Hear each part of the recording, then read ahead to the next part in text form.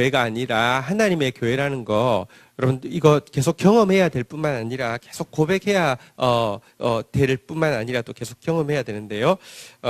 우리 공동체가 또 하나님 의지하고 사랑하고 또 하나님 앞에서 이렇게 말씀 사랑하고 또 진실하고 몸부림치고 이런 거 주님께서 받으시고요. 또 이제 제가 사실 이제 열흘 이렇게 휴가 이제 정해져 있긴 하지만 올해 처음 이렇게 그렇게 갔던 것 같아요. 근데 반응이 목사님 한 6개월 정도 나갔다 와도 되겠다고 또 공동체가 또 예배가 너무 은혜로워서 그런 이야기를 듣고 너무 행복했습니다.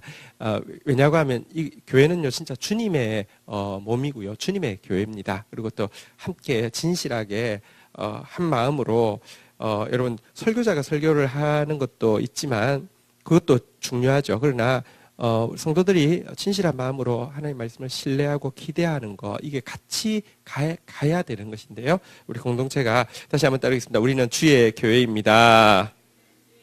예. 그래서 아주 행복하게 잘 쉬고 왔고요.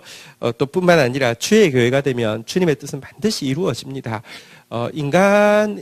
인간이 교회를 만들면요, 자기가 원하는 뜻을 이룰 수 있고 폼이 날 수도 있고 이렇게 근사해 보일 수도 있지만 시간 지나면 다 썩고 부패하고 아무것도 아닌데요. 주님의 교회는요 아무리 초라해도 결국 주님의 뜻을 이룹니다. 그리고 그것은 영원히 가치 있는 것이 됩니다. 우리가 주의 교회라는 것이 얼마나 소망이 되는지 모르겠습니다. 우리 옆에 분들 한번 이렇게 격려하겠습니다. 당신은 움직이는 하나님의 교회입니다. 시작. 예, 우리는 움직이는 하나님의 교회입니다. 할렐루야. 네, 우리 오늘은 금요 부흥 집회는 항상 하루치 앞당겨서 토요일 날 우리가 새벽 기도가 없으니까 토요일 GT를 가지고 가는데요. 내일이 또 9월 1일이어서 GT 책자가 바뀌었습니다. 그래서 혹시 GT 책자 9월 1일자 가져오셨으면 똑똑하고 안 가져오셨어도 오늘 9월 1일 베드로 전서가 시작되는데요. 베드로전서 내용 가지고 같이 하나님 앞에 나가도록 하겠습니다. 베드로전서 1장 1절부터 5절까지가 9월 1일 내일 본문입니다. 우리 먼저 본문 교독하고 시작하겠습니다. 예수 그리스도의 사도 베드로는 본도, 갈라디아, 갑바도기아, 아시아와 비두니아에 흩어진 나그네. 2절 읽겠습니다. 시작.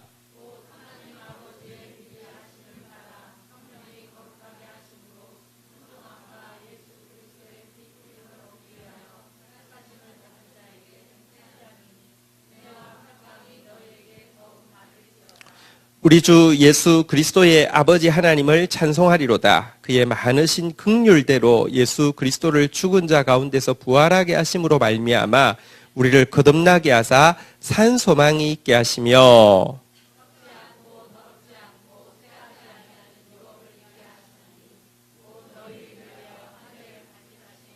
5절 같이 읽겠습니다. 시작.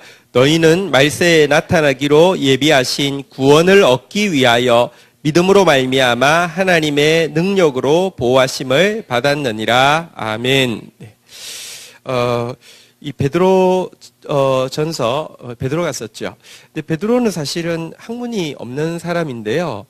여러분 사실은 내가 얼마를 가졌느냐가 중요한 게 아니라 하나님이 어떻게 쓰기로 디자인하셨느냐가 훨씬 중요합니다. 베드로에게는 특별한 사명이 주어졌습니다. 그래서 무엇이냐고 하면 교회의 반석이 되는 것입니다. 그가 교회를 세운다는 게 아니라 그가 예수 그리스도로부터 받은 이 사명이 무엇이냐고 하면 이 교회를 견고하게 세우는 이렇게 사명을 받았다는 것입니다. 그래서요 베드로전서는 이 베드로의 사명 자체가 교회를 견고하게 하는 것이기 때문에 베드로전서 후서의 말씀은요 어떻게 해야지 건강하고 견고한 교회가 되어지는지에 대해서 사실은 어디에보다 강한 빛을 비춰주고 있습니다. 왜냐고 하면 그가 무슨 박사여서 그가 똑똑해서가 아니라 하나님이 그에게 주신 사명이 교회의 반석이 되는 것이기 때문입니다. 오늘 이제 우리가 이 9월달 초반부에 시작되어지는 베드로전서 내용은 우리에게 우리 정말 주의 교회인 우리가 어떻게 세워져 가는지 알려주시는 좋은 말씀이 될 것입니다. 먼저 우리 1절, 2절 읽고 시작하도록 하겠습니다. 1절, 2절 한 번 더 교독을 하겠습니다. 예수 그리스도의 사도 베드로는 본도, 갈라디아, 갑바도기아, 아시아와 비두니아에 흩어진 나그네 2절 읽겠습니다. 시작.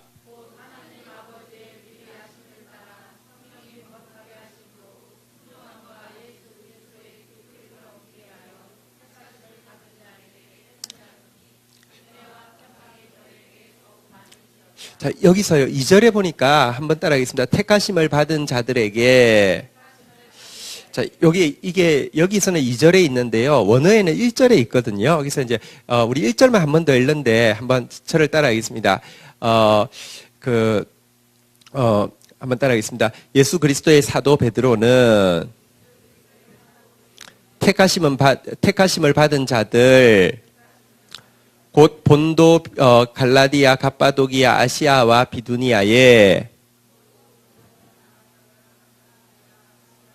흩어진 나그네. 자, 원어대로 이제 읽었는데요. 여기 이제 좀 시작하도록 하겠습니다.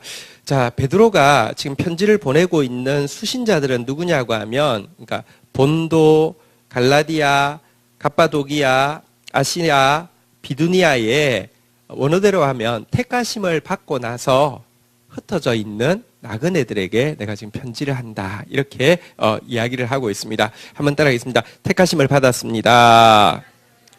흩어졌습니다. 자, 신자의 정체성 두 가지. 하나는 택하심을 받았다는 것이고요. 하나는 흩어짐을 받았다. 이 두 가지 지금 정체성을 이야기하고 있는데 다시 좀 설명을 드리도록 하겠습니다. 여러분, 당시 초대교회의 성도들은요, 진짜 다 흩어졌습니다. 여기 본도, 갈라디아, 갑바도기아, 아시아, 비두니아.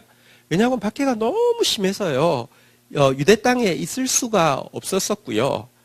이렇게 너무 박해가 심했기 때문에 온 곳으로 다 흩어지게 되었는데요. 사실은 이제 나그네라는 단어는 지금으로 치면 난민이잖아요. 여러분, 난민. 그것도 난민이 이렇게 뭐랄까요? 아예 어디라도 난민 생활이 다 힘들지만 그래도 예를 들면 지금은 이제 별로 언론에 많이 나오지는 않는데 예를 들어 크루즈족이나 이런 쪽은 나라는 없지만 같이 뭉쳐 있는 사람 숫자가 막 2천만 명, 3천만 명 되는 이런 게 아니라 하나하나 막 다 흩어져 있는 난민, 대단히 많이 힘든 태인데요. 근데 지금 그들의 정체성에 대해서 두 단어를 설명을 1절에 원어대로 하고 있는, 다시 한번 따라하겠습니다. 택하심을 입었습니다. 흩어짐을 받았습니다. 흩어졌다는 단어가, 여기 흩어진이 이제 여러분들도 우리가 헬라어를 잘 알지는 못하지만 많이 들어본 단어인데, 디아스포라라는 단어가 이 흩어졌다는 단어인데요. 이 디아스포라라는 단어는 디아스페이로라는 단어에서 나온 것인데, 디아스페이로가 뭐냐면 씨를 이렇게 널리 이렇게 흩뿌리는 상태를 디아스페이로라고 하는데요. 여기서 나온 단어입니다. 너희들은 지금 겉모습만 보면 막 종교 난민이 되어서 막 온데 이렇게 가 있는, 뿔뿔이 가서 고생하는 것처럼 보이지만 그게 아니라 주권자이신 하나님이 씨를 이렇게, 절대로 씨를 한 구분에 훅 해놓으면 다 죽어요. 근데 이렇게 씨를 뿌릴 때는 정말 골고루 잘 뿌려야 되잖아요. 그죠? 하나님이 지금 본도에도, 갈라디아에도, 갑바도기아에도, 아시아에도, 비두니아에도 하나님이 뿌리신 씨다. 게다가 여러분, 씨를 뿌리기 전에 중요한 게 씨를 감별하는 겁니다. 여러분, 씨를 좋지 않은 씨를, 예를 들면 호박 씨를 뿌리는데 호박이 맛이 없는 호박, 이게 호박이야? 아니면 수박을 먹었는데 이게 수박이야? 이러던 그거를요, 씨를 잘 모았다가 내년에 다시 뿌리면 어떻게 될까요? 또 맛없는 거 나오겠죠, 그죠? 아니면 또 이게 씨가 실하지 못한 거, 빈한 거를요 뿌리면요, 내년에 또 나오는 게요, 기껏해야 그런 거 나옵니다. 농부가 농사를 잘 짓기 위해서 물론 식물이 자라고 나서도 여러 가지 애를 많이 써야 되지만 제일 중요한 첫 작업이 뭐냐면 씨를 감별하는 겁니다. 좋은 씨, 막 우량 품종을 씨를 가지고 또 제대로 뿌려야지 이게 농사가 시작되는 것 아닙니까? 그렇죠? 근데 하나님이 지금 이제 베드로는 초대교회 정말 고통 가운데 있는 성도들, 베드로전서에 제일 많이 나오는 단어가 고난이라는 단어예요. 정말 고난이 엄청나게 많은 이 성도들에게 너희들은 하나님께서 보시고 간별한 씨야. 너희들은 보시고 택하신, 그러니까 좋은 씨야. 그리고 좋은 씨를 창고에 그냥 아이고 좋은 씨하고 이렇게 그 통에 이렇게 놓고는 주인이 들어가서 항상 아이고 이건 좋은 씨야. 이건 좋은 씨야. 이렇게 해가지고 아무 변화가 없어요. 좋은 씨는 뿌려야 돼요. 너희들은 하나님께서 택하신 간별하신 좋은 씨고 그래서 좋은 씨이기 때문에 이렇게 널리 뿌려진 존재다. 이렇게 성도들을 부르고 있습니다. 우리도 마찬가지입니다. 여러분 사실 우리가 그냥 내 관점에서 보면요. 와, 삶이 왜 이렇게 고통스러울까 힘들까 자꾸 이렇게 생각합니다. 베드로서의 고난이라는 단어가 제일 많은 것처럼 우리 삶에도요. 여기 앉아 계시지만 다들 왜 이렇게 사는 게 힘들까 팍팍할까 고통스러울까 이런 생각 참 많이 합니다. 내 쪽에서 보지 마시고요. 하나님 쪽에서 보십시오. 여러분들은요. 하나님이 보실 때 좋은 씨입니다. 그리고 여러분들은 하나님이 그래서 그 상황 가운데 여러분이 고통스럽다고 생각하는 그것이 본도일 수도 있고요. 비두니아일 수도 있고요. 여러분 상황 가운데 꼭꼭 심어 놓은 씨앗이라고 이야기합니다. 씨앗이 그러면 그래도 좋은 씨앗이라면서요. 좋은 농부가 좋은 목적을 가지고 심었으면 그곳에서 호사스럽게 잘 있게 하게 내 직장에서 내 지금 가정에서 내 뭐 이렇게 관계들 속에서 잘 있게 사랑받게 하면 되지. 이게 뭐예요? 아니요. 씨앗을 심는 이유는요. 무엇 때문에 심습니까? 죽으라고 심습니다. 여러분 우리 이승만 대통령께서 멋진 말씀을 하셨죠. 뭉치면 살고 흩어지면 흩었으니까 죽어야죠. 씨앗은요, 죽으라고 심는 거예요. 뭐가 죽는 거예요? 죽는다는 게 자꾸 이야기하지만 뭘 죽는 거예요? 자기를 부인하는 것을 이야기하죠. 여러분들, 왜 나를 그 자리에 심었을까? 왜 나를 이 자리에 심었을까? 자기 부인하라고. 나를 왜 이 가정에, 나를 이 관계에, 나를 이 직장에, 나를 이 상황 속에 심었을까? 자기 부인하라고. 왜 하필이면 나만 그렇게 해야 돼요? 넌 택함 받았어. 그래서 내가 그 자리에 뿌린 거야. 그게 우리의 정체성입니다. 그 관점에서 보아야지만 내 고난이 해석이 되어지고요. 그 관점에서 보아야지만 하나님께서 고난, 사실 베드로서에는 고난이라는 단어가 나오지만 또 영광이라는 단어가 나옵니다. 여러분 하나님께서 워낙 고난을 주려고 택하는 게 고난 주려고 하는 게 아닙니다. 궁극적으로는 영광인데요. 이것으로 가게 하는 과정이 하나님의 관점에서 나의 택하심과 나의 흩어짐, 다시 말하면 뿌려짐에 대해서 제대로 알아야지만 시작이 된다는 것입니다. 2절 한번 보도록 하겠습니다. 2절 같이 읽겠습니다. 시작. 곧 하나님 아버지의 미리 아심을 따라 성령의 거룩하게 하심으로 순종함과 예수 그리스도의 핏부림을 얻기 위하여 택하심을 받은 자에게 편지하노니 은혜와 평강이 너희에게 더욱 많을지어다. 저 여기서는 이제 원어대로 읽으려고 하면 택하심을 받은 자들에게는 빼면요, 이렇게 조금 더 문장이 좀 단순해질 겁니다. 왜냐하면 짧은 문장인데 너무 많은 내용이 들어있어요. 그래서 어떻게 읽으려고 하냐면, 핏부림을 얻기 핏부림을 얻기 위한, 자들에게 편지하노니, 이렇게 읽도록 하겠습니다. 택하심을 받은, 가로를 치겠습니다. 되셨죠? 눈으로 가로치셨죠? 우리 같이 한번 다시 읽도록 하겠습니다. 원어대로 한번 읽도록 하겠습니다. 택하심을 받은까지만 안 읽으면 됩니다. 시작. 곧 하나님 아버지의 미리 아심을 따라 성령의 거룩하게 하심으로 순종함과 예수 그리스도의 핏부림을 얻기 위하여, 죄송합니다. 지금 제가 읽었어요. 예, 제가 지금 시차가 있어서 그러니까 이해해 주세요. 자, 다시 하겠습니다. 이렇게 하면 잘못된 경우입니다. 택하심을 받는, 제가 읽으려고 했어요. 안 읽었네요. 네.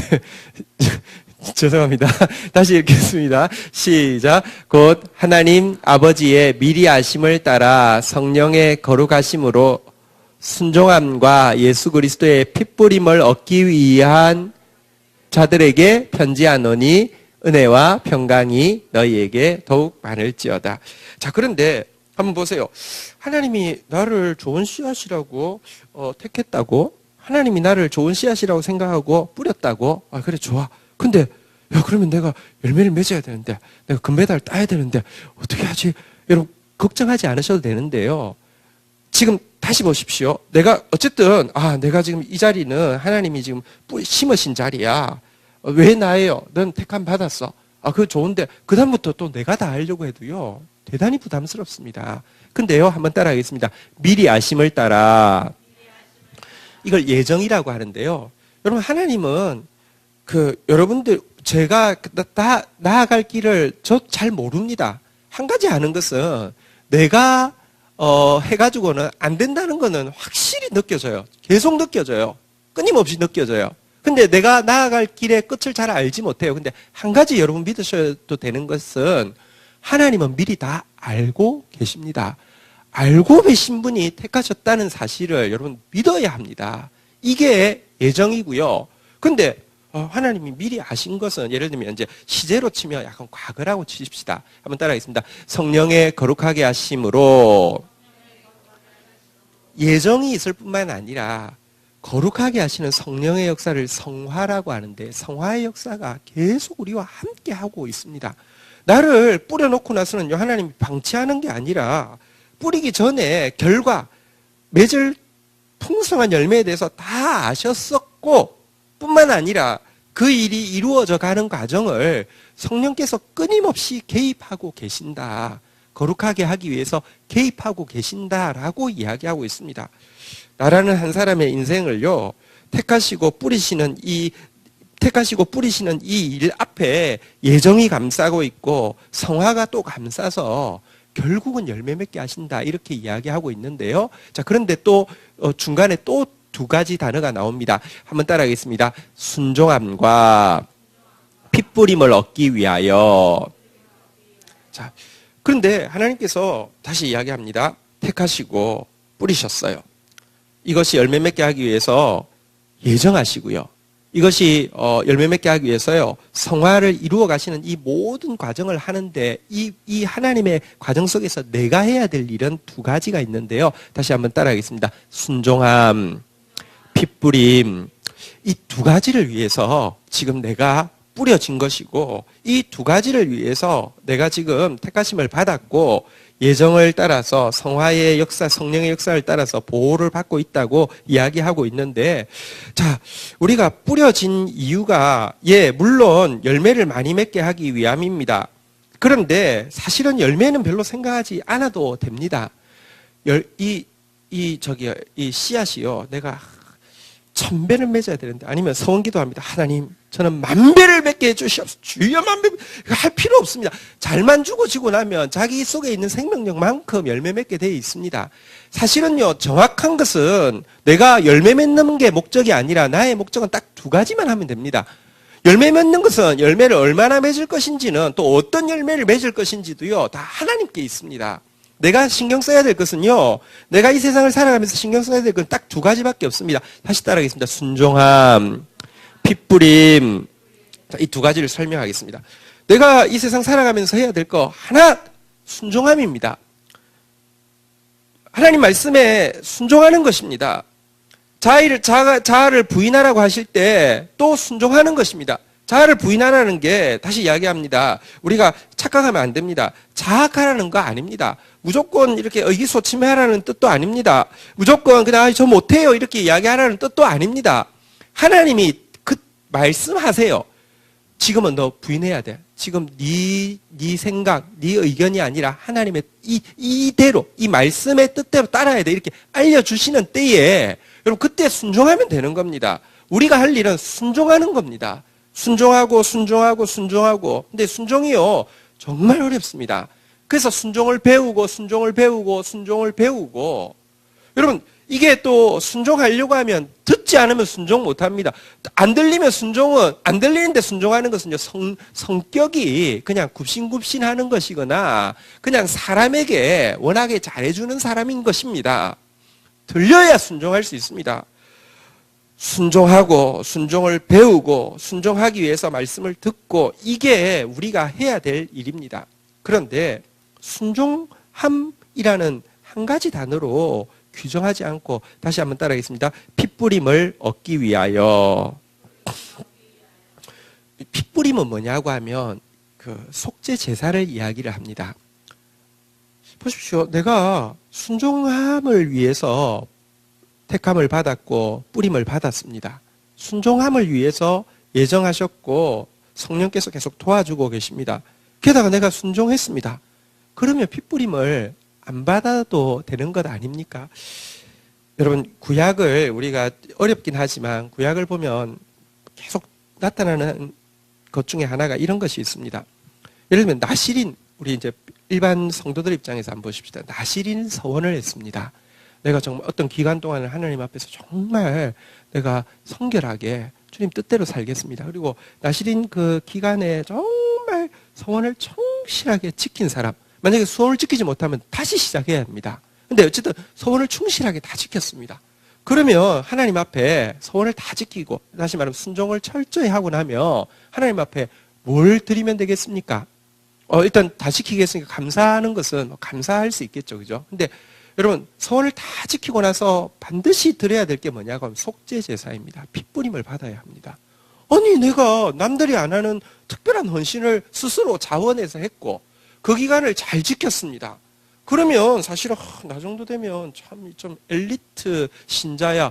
이렇게 하나님께 감사는 드리지만 나도 그 결과로 반대급부로 나 정도만 믿어봐. 이럴 수 있는 거 아니겠습니까? 근데 보면 이상하게 여러분 서원을 충실하게 지키고 나면 반드시 핏부림을 받게 돼 있습니다. 속죄 제사를 드리게 돼 있습니다. 제사장도 마찬가지고 레위인도 마찬가지입니다. 하나님 앞에서 거룩한 일을 하도요 반드시 핏부림을 받게 되어 있습니다. 우리가 절대적으로 놓지 않아야 될 것이 무엇이냐고 하면 한번 따라하겠습니다. 나는 언제나 예수 그리스도의 핏부림이 필요합니다. 우리 중에 누구도 여러분 순종함으로 구원에 이를 수 있는 사람 없습니다. 우리 중에 누구도 내 공로로 내가 한 거, 그래 내가 못한 거 있어. 그래 그거 마이너스 다 하세요. 근데 내가 한 거 다 플러스해서 한번 계산해 봅시다. 하나님 앞에서 이렇게 해가지고요 큰 소리 칠 수 있는 사람 아무도 없습니다. 우리는 진짜 순종을 위해서 부름받았습니다. 사실 순종이 제일 행복한 것입니다. 순종이 제일 지름길이 되고요. 순종이 제일 빛나는 길이 되고요. 순종이 제일 쉬운 길이 됩니다. 그렇지만 우리 최선을 다해서 순종해도요. 반드시 순종의 짝이 핏부림이라는 사실을 알아야 합니다. 이게 끊어질 때요. 순종이 자랑이 되기 시작하고요. 사실은 그런 사람은 어떻게 되냐고 하면 씨앗이 안 되는 거예요. 안 죽는 거니까. 씨앗은 죽는 게 미덕인데 안 죽으면 여러분 순종했다고 하는데 안 죽어요. 자기 부인이 안 돼요. 그건 씨앗이 아닌 거예요. 그 씨앗의 역할을 하나도 못한 거예요. 언제나 우리가 부름받은 이유는 다시 한번 따라하겠습니다. 순종함, 핏부림 이 두 가지를 위해서 우리가 선택을 받은 것, 뿌려진 거 꼭 기억하십시오. 내 자리에서 내가 뭐 해야 된다고요? 오늘도 순종하시기를 바랍니다. 또 동시에 오늘도 핏부림 받기를 주의 이름으로 축원드립니다. 이 자리에 우리가 왜 왔습니까? 오늘도 무언가 우리 각자의 삶의 형편은 다르지만 분명히 말씀하실 것입니다. 순종하시기 바랍니다.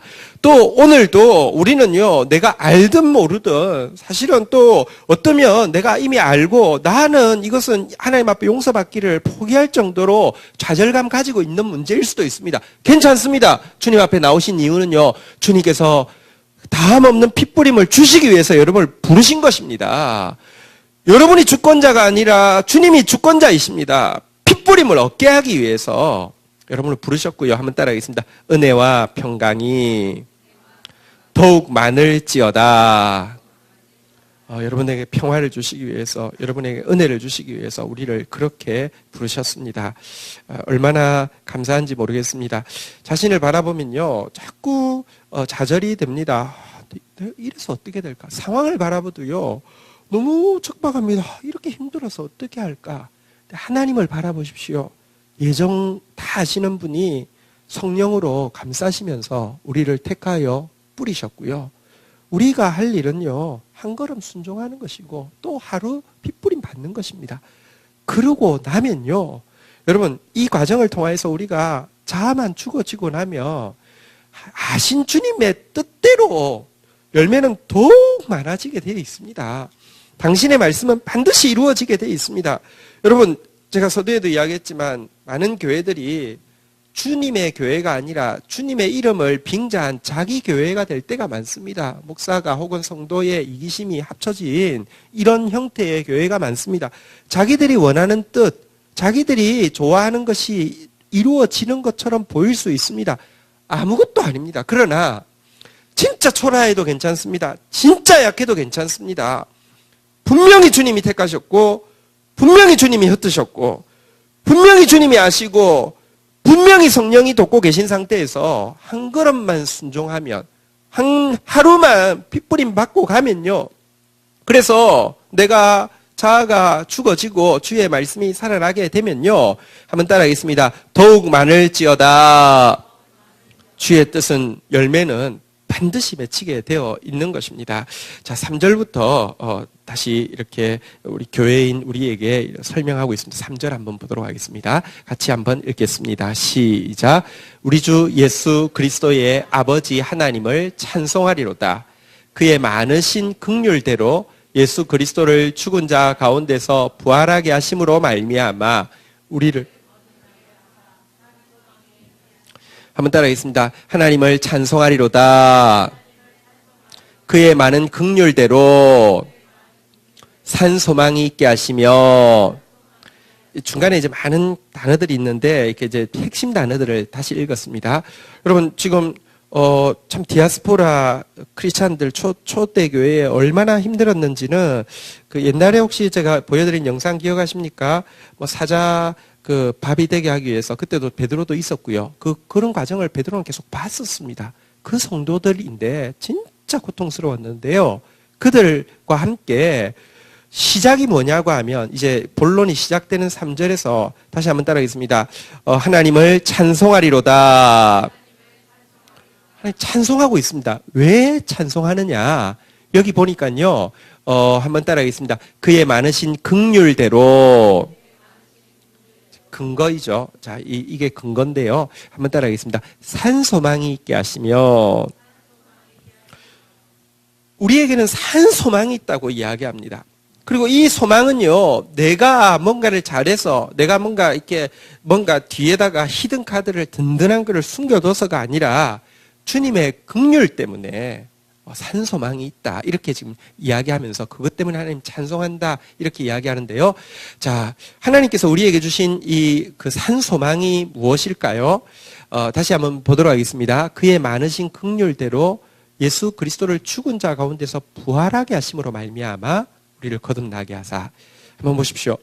우리는 다 죽습니다. 그리고 우리가 개인적으로 죽을 뿐 아니라 우리가 속해 있는 이 사회도 이 세상도 한번 보십시오. 다 죽어갑니다. 어떤 사회나 놀라운 것은 죽어간다는 것입니다. 미국이 망할까요? 예, 망합니다. 지금 망해가고 있습니다. 사실은 이게 망해갈 때 나타나는, 제국이 망해갈 때 나타나는 전형적인 증세입니다.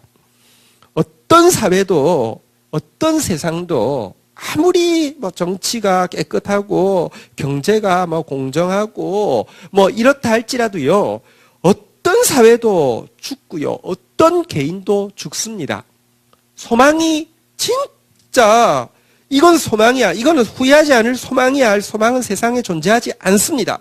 그런데 이렇게 모두 죽는 세상 가운데 죽음을 깨트리신 한 분이 계십니다.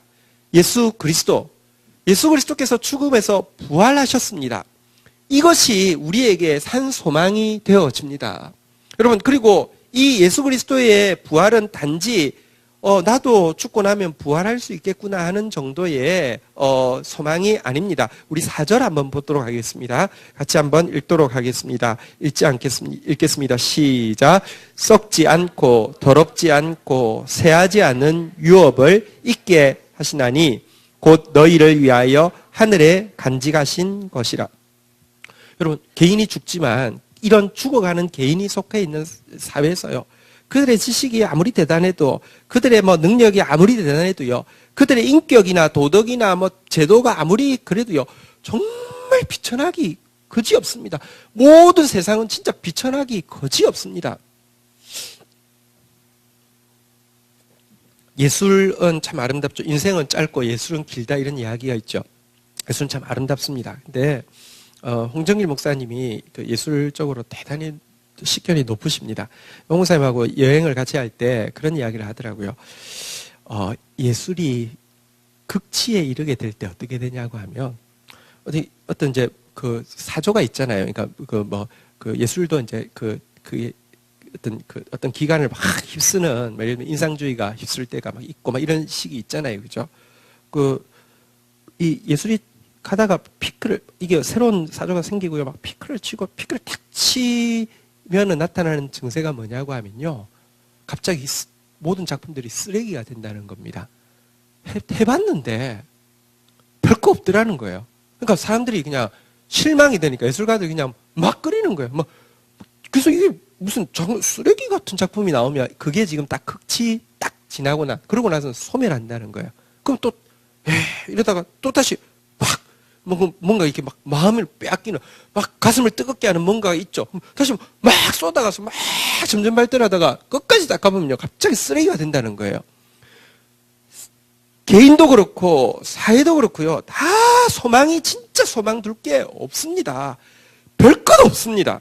그런데요, 예수 그리스도의 부활은요, 단지 우리에게 개인적으로 나도 죽고 나면 부활하는구나 정도의 것을 주는 것이 아닙니다. 다시 한번 따라하겠습니다. 썩지 않고 더럽지 않고 새하지 아니하는 유업, 새하지 아니하는 나라, 새하지 아니하는 여러분, 공동체도 될 수 있고요, 사회도 될 수 있고요. 사실은 우리에게 주신 이 복음은요, 겨우 나 개인의 구원을 이야기하는 정도로 끝나는 게 아닙니다. 그것도 죽고 나서 그냥 보험 차원에서 드러났지, 내 일상의 삶은요, 여전히 죽어가고 남도 죽이는 그런 것이 주님이 이야기하신 구원이 아닙니다. 주님이 이야기하신 소망이 아닙니다.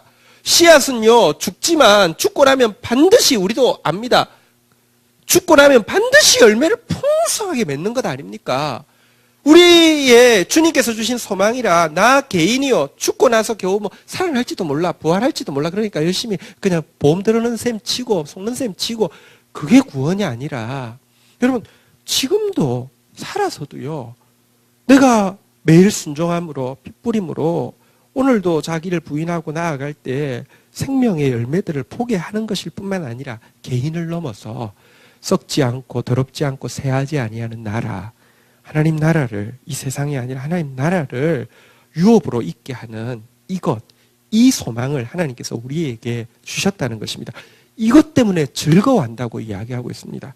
이것 때문에 기뻐한다고 이야기합니다. 이것 때문에 찬송한다고 이야기합니다. 기독교인들의 즐거움, 찬송이 뭐냐고 하면, 기도 응답받았어, 돈 문제가 어려운데 돈 문제가 해결되었어, 건강 문제가 어려운데 건강 문제가 해결되어서 할렐루야. 여러분, 그거는 세상하고 똑같은 것입니다. 여러분, 돈 문제 해결돼도 또 돈 문제 올 것이고요, 건강 문제 해결돼도 또 건강 문제 올 것입니다. 제가 이야기했잖아요. 제가 지난 작년에 안식할 때 나사로의 무덤을 2개를 보았습니다. 하나는 제일 처음에 성경에 나와 있는 무덤, 나사로에 나오느라 했던 베다니의 무덤을 보았습니다. 근데 우연찮게 간 라르라카라는 곳에서 그가 부활하고 나서 정말 귀하게 잘 사역하다가 돌아가셨게 되었고요. 그가 돌아가셨는데 그의 두개골이 아직도 지금 전시가 되어 있습니다. 그래서 2번째 죽음을 보았습니다. 부활했는데 죽습니다. 여러분, 진짜 우리가 기뻐해야 되는 이유가요, 진짜 생명이 있다는 것과 진짜 썩지 않고 더럽지 않고 새하지 않은 나라가 있다는 것이 우리의 찬송의 제목이 되어질 때에, 그때에야 우리가 모두 고통 없는 사람 없습니다. 기독교인만 고통이 있습니까? 아니요. 모두 자기 때문에 고통하고 죄 때문에 고통하고 다 흑암 때문에 고통하고 다 고통하고 있는데, 진짜 의미 있는 씨뿌림의 고통이 될 것이고, 진짜 의미 있는, 이렇게 그 생명을 낳기 위한 수고가 되어지는 것입니다. 하나님께서 우리에게 썩지 않고 더럽지 않고 새하지 아니하는 유업이 있다고 계속 말씀하고 있는데요. 우리 한번 좀 확인해 보도록 하겠습니다. 고린도전서 15장 42절부터 44절 한번 보도록 하겠습니다. 우리 개인의 부활에 대해서도 이렇게 약속합니다. 죽은 자의 부활도 그와 같으리니, 여러분 이제 앞에 내용은 보면 뭐냐고 하면, 사람이 죽었는데 어떻게 부활할 수 있습니까? 라고 묻습니다. 사람이 죽고 썩었는데 어떻게 부활을 하냔 말이에요. 묻습니다. 그러니까 바울이 거꾸로 묻습니다. 야, 이 어리석은 사람아, 죽지 않고 어떻게 부활하냐? 씨앗을 한번 봐라. 죽어야지 부활하지 않느냐? 근데 죽고 나면 어떻게 부활하냐? 라고 이야기하면서, 씨앗을 심었는데 나중에 살아나는 것은요, 씨앗이 콩콩콩콩 이렇게 기어 나오는 게 아니잖아요. 그러면서 설명을 하는 게요. 한번 같이 읽도록 하겠습니다. 교독을 하겠습니다. 죽은 자의 부활도 그와 같으리니 썩을 것으로 심고 썩지 아니할 것으로 다시 살아나며. 42절 읽겠습니다, 여러분. 43절 시작.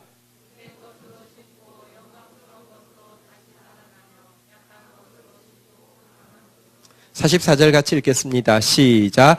육의 몸으로 심고 신령한 몸으로 다시 살아나니 육의 몸이 있은즉 영의 몸도 있느니라. 썩어질 거, 이렇게 썩어질 거, 이 43절 한번 볼까요?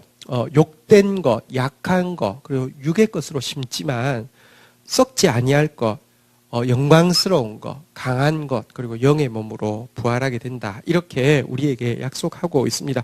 51절부터, 고린도전서 15장 51절부터 다시 보면요, 이렇게 이야기합니다. 우리 교독하겠습니다. 보라, 내가 너희에게 비밀을 말하노니 우리가 다 잠잘 것이 아니요 마지막 나팔의 순간에 홀연히 다 변화되리니. 52절 읽겠습니다. 시작.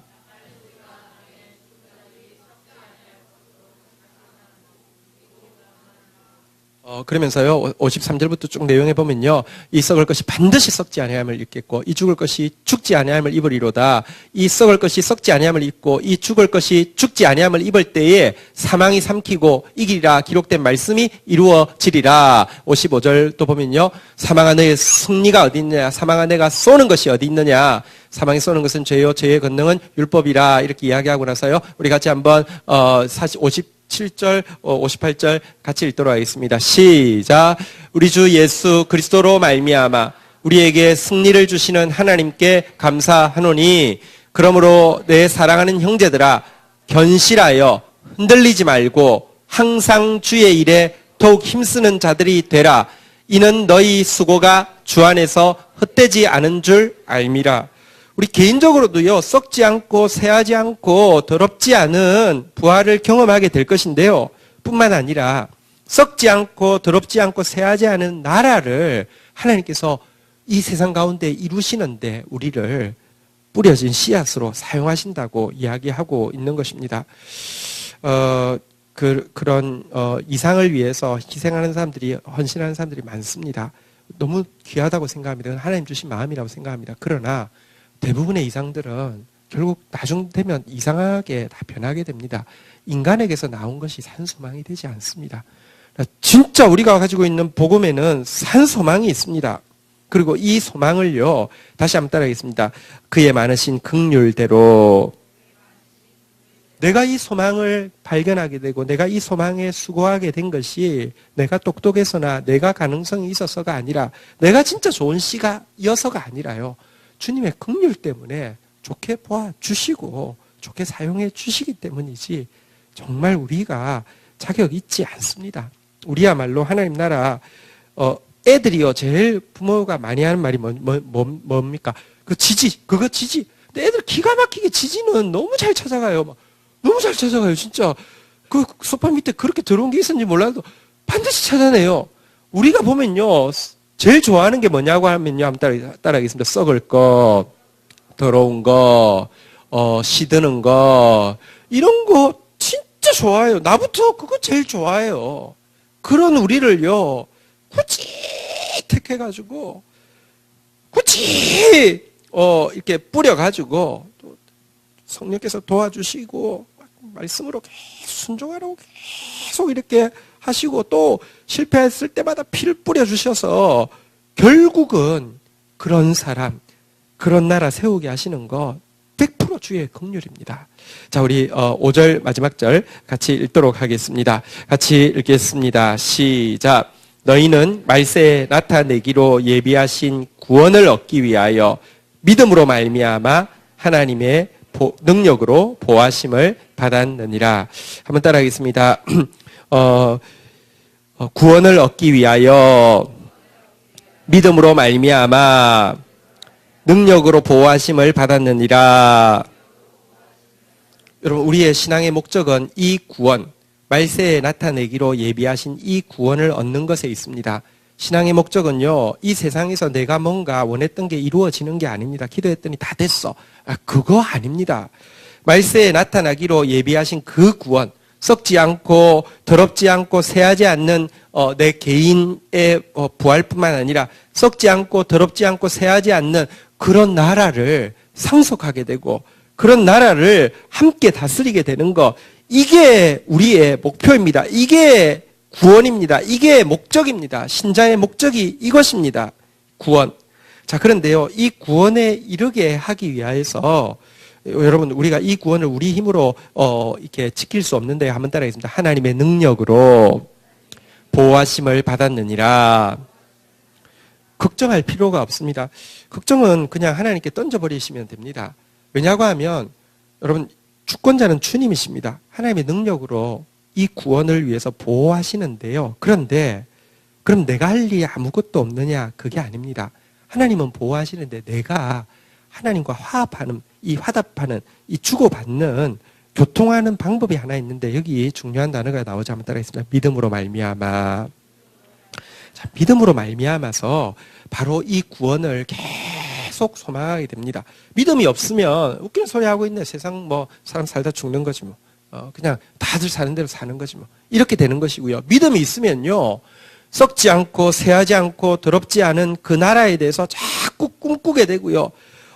이렇게 썩을 몸, 욕된 몸, 약한 몸, 육의 몸이 아니라 썩지 않고 영화롭고 강하고 영의 몸으로 부활할 그날을 계속 꿈꾸게 되는 것입니다. 뿐만 아니라 여러분들 이 과정에 나아가는 과정 가운데 환경적으로 관계적으로 많은 고난이 있을 것입니다. 이 고난 가운데서도요, 주님의 능력이 반드시 보호하실 것인데 그 보호를 이끌어들이는 우리의 반응이 무엇이냐고 하면 믿음입니다. 환경 상황의 문제들은 누구나 다 가지고 있는데 믿음이 없으면요, 거기에 매몰될 것이고요, 그냥 거기에 손들게 될 것이고요, 믿음으로 반응하고 나아가는 자는 주의 보호하심이, 예정의 보호가, 성령의 성화의 보호가 함께하는 것이 무엇인지를 경험하게 된다는 것입니다. 근데 여기 베드로서에서 말하는 믿음이 도대체 무엇일까요? 베드로서에서 말하는 믿음이 무엇이냐? 우리 이 구절만 좀 찾아보고 마치도록 하겠습니다. 베드로전서 조금 뒤에 나가면 물론 조금 그 내용을 다 설명하기가 좀 복잡하긴 한데요. 1장 23절 한번 보도록 하겠습니다. 베드로전서 1장 23절 마지막으로 읽도록 하겠습니다. 시작. 너희가 거듭난 것은 썩을 씨로 된 것이 아니요 썩지 아니할 씨로 된 것이니 살아있고 항상 있는 하나님의 말씀으로 되었느니라. 우리 1장에서 지금 이야기한 게 우리는 씨앗이라고 이야기하고 있죠. 한번 따라하겠습니다. 당신은 하나님의 씨앗입니다. 근데 여러분 속에 뭐 좋은 게 있어서가 아니라 일단 거듭나지 않으면요, 주님의 씨가 될 수 없습니다. 자, 그런데 이 거듭난 것, 이것은 무엇으로 말미암았느냐? 썩을 씨가 아니라 썩지 아니할 씨. 다시 말하면 한번 따라하겠습니다. 살아있고 항상 있는 하나님의 말씀으로 되었느니라. 우리가 하나님의 씨앗이 되는, 하나님이 뿌리시는 씨앗이 되는 비결은 무엇이냐고 하면 하나님의 말씀이 우리에게 믿어지고 하나님의 말씀을 붙잡을 때 하나님께서 이것을 보시고 긍휼히 여기시고, 그래도 부족합니다. 그래도 문제투성입니다. 내가 말씀이 들렸다고, 내가 말씀이 믿어졌다고, 내가 말씀에 순종한다고 핏부림이 없어도 됩니까? 아니요. 무조건 핏부림이 있어야 됩니다. 더 많아야 됩니다. 그때부터 옛날 같으면 내가 말씀을 믿기 전에는 비유를 하자면 그냥 뭐 이렇게 대박 정도 피가 필요하다고 하면요. 내가 말씀에 순종하는 것도 말로 하나님의 피가, 예수 그리스도의 피가 필요한 겁니다. 그런데 여러분, 핏뿌림이 우리가 일단 거듭나지 않고는 씨가 되지 않고요. 이 거듭남은 무엇으로부터 되느냐? 다시 한번 따라하겠습니다. 항상 살아있고 항상 있는 하나님의 말씀으로 되었느니라. 이 말씀으로만 우리가 하나님의 씨가 되는 것이고요. 믿음으로 말미암아라고 했는데, 여러분, 믿음은 무엇이냐? 믿습니다가 믿는 게 아닙니다. 그냥 이렇게 뭐 열심히 하는 게 믿는 게 아닙니다. 믿음이란 무엇이냐고 하면 살아있고 항상 있는 하나님의 말씀을 믿는 것을 이야기합니다. 우리 분명히 우리에게 말세에 나타나기로 예비하신 구원이 있습니다. 개인적으로도 또 공동체적으로도 또 결국은 온 우주적으로도 이 구원이 있습니다. 그리고 이 구원 걱정하지 마십시오. 내가 아무리 약해도, 우리가 아무리 약해도 결국 이루어집니다. 하나님의 능력이 있기 때문입니다. 그분의 예정이 있기 때문입니다. 성령이 지금도 역사하고 있기 때문입니다. 근데 그것을 매일 체험하고 매일 그 안에서 내가 계속 꿈꿀 수 있는 것, 이것이 바로 믿음이고요. 이것이 바로 하나님의 말씀을 붙잡을 때 우리에게 주어지는 것입니다. 우리 공동체가 존재하는 이유는요, 말씀의 빛과 성령의 불로 세대를 변화시키는 사랑 공동체, 이것이 우리의 표 아닙니까? 말씀 붙잡기 위해서 존재하는 것입니다. 오늘도 그런 공동체로서 이 세상 가운데서 설 수 있게 해달라고 우리 주님 앞에 기도하며 나아가십시다. 우리 함께 자리에서 일어서셔서 찬송하고 우리 하나님 앞에 오늘 말씀을 또 말씀에 반응하고 믿음으로 이렇게 말미암아 하나님 의지하는 시간 가지도록 하겠습니다. 우리는 움직이는 주의 교회